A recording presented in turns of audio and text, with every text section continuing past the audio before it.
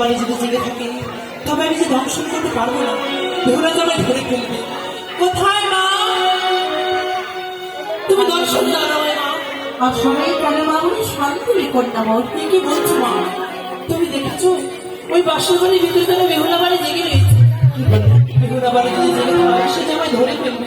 বাসর ঘরে বেহুলা বাড়ি জাগৃত অবস্থায় রয়েছে। তুমি কোনো চিন্তা করো না, এর ব্যবস্থা করবো আমি। তাই তো নিত্যা দেবীর কাছ থেকে নিয়ে এসেছি নিদ্রা। চম্পক নগরে দিলাম আমি সুখের নিদ্রা। বেহুলার বাড়িতে দিলাম আমি কাল নিদ্রা।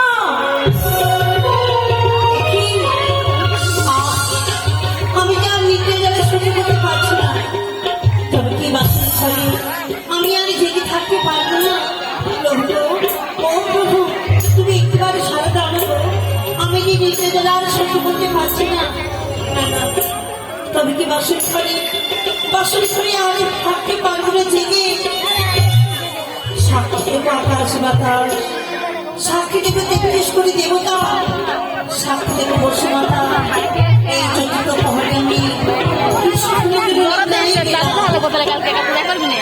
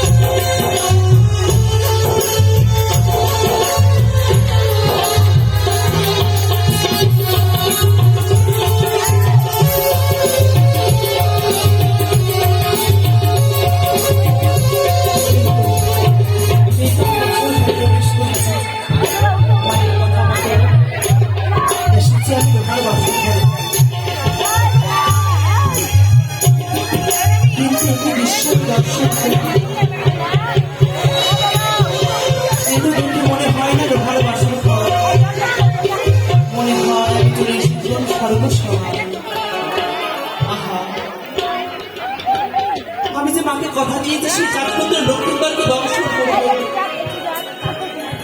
কিন্তু সেই লক্ষ্মীন্দরকে বদল দেখে আমি কেন তার মায়ে মোহিত হয়ে পড়লাম।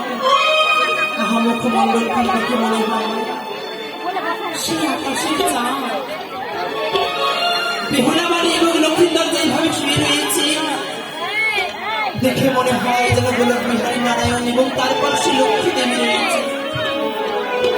লক্ষা, আমি কেমন করে দর্শন করবো তোমাকে? আমিও যে একটি মা হয়ে আমি কি করে দর্শন করবো? ভগবান, আমি কেন সত্য করেছিলাম মা মনে সরস্বতী? আমি যদি আর সত্যই আবদ্ধ না হতাম তবে এই দৃশ্য আমার